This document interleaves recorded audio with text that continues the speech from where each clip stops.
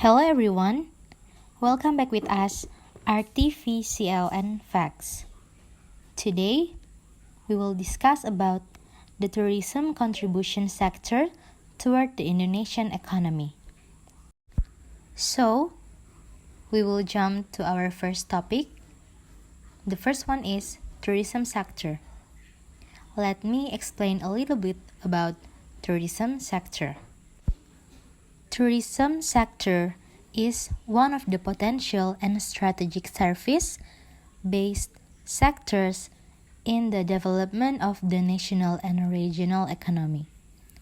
Development in the tourism sector will affect the development of other economic sectors. Next is tourism sector in Indonesia. Both nature and culture are major components of Indonesian tourism. The natural heritage can boast a unique combination of a tropical climate, a vast archipelago of 17,500 islands, 6,000 of them being inhabited, the second longest shoreline in the world, after Canada. It is the world's largest and most populous country situated only on island. The beaches in Bali, diving sites in Bunaken, Mount Bromo in East Java, Lake Toba, and various national parks in Sumatra are just a few examples of popular scenic destinations. These natural attractions are complemented by a rich cultural heritage that reflects Indonesia's dynamic history and ethnic diversity. So, what detained the development of Indonesia's tourism industry? In the World Economic Forum's Travel and Tourism Competitiveness Report, which measures a number of factors and policy that enable the sustainability development of the travel and tourism sector, which in turn contribute to the country's development and competitiveness, Indonesia jumped from 70 in 2013 to be ranked 50 in 2015. An impressive progress. This jump is due to the rapid growth of foreign tourist arrivals to Indonesia. The national priority for the tourism industry and infrastructure investment, for example, mobile phone networks now cover most of the country, and air transport. This report states that Indonesia's competitive advantage are competitive prices, rich natural resources, and the presence of a number of cultural heritage sites. However, the report also states that Indonesia is not placing enough emphasis on environmental sustainability, resulting in debt deduction and engineering endangered species, while only a small amount of wastewater is treated. The report also mentioned concern about safety and security, particularly the loss of business due to terrorism. Another concern is that Indonesia lags behind Singapore, ranked 11, Malaysia, ranked 25, and the last one is Thailand, ranked 35. In the 2015 Travel and Tourism Competitiveness Report rankings.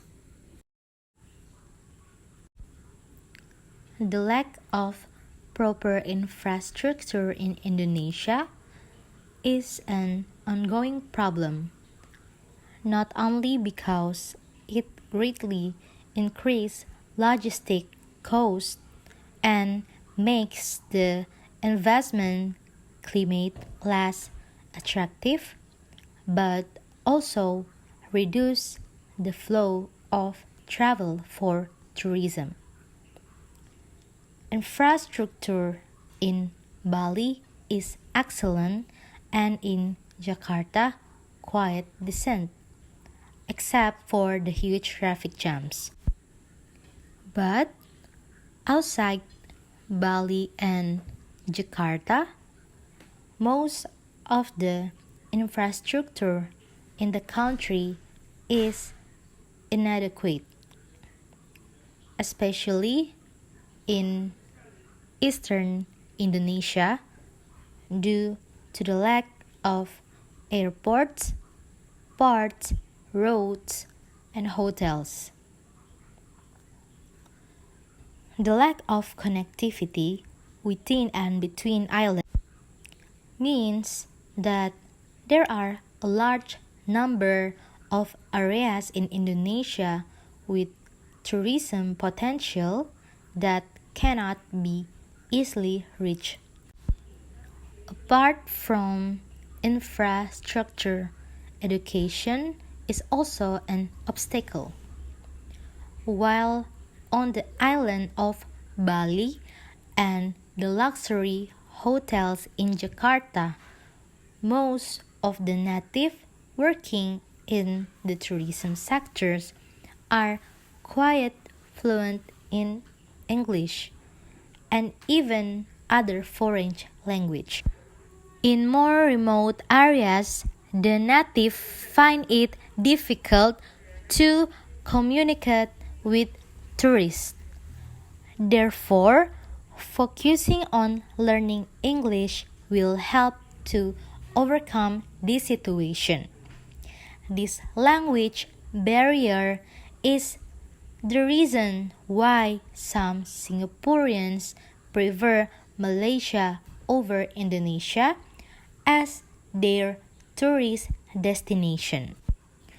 Most foreign tourists who come to Indonesia come from Singapore, followed by Malaysia and Australia.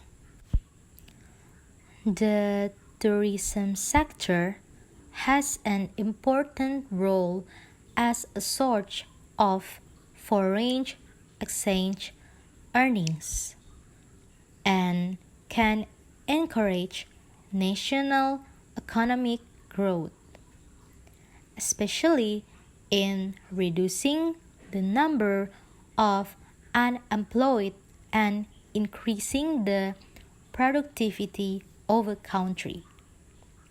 The tourism sector is one of the strategic sectors that must be utilized for tourism development as part of national development. Tourism activities create demand, both consumption and investment, which in turn will lead to the production of goods and services. This study examined the influence of tourism on economic growth in Indonesia based on time series data during the years 1975 until 2017. This study uses a simultaneous equation model which is estimated by two-stage least squares. The results show that tourism has a positive effect on economic growth, and conversely, economic growth has a positive effect on tourism. Other factors that influence tourism in Indonesia are the exchange rate and inflation. Tourism can increase foreign exchange earnings, create jobs, stimulate the growth of the tourism industry. Therefore, it can trigger economic growth. Moreover, it can encourage various countries to develop the tourism sector. Tourism contributes to economic growth through various channels, including foreign currency earnings, attracting international investment. Several other things look at the relationship between tourism and economic growth with a focus on the macroeconomic impact of tourism.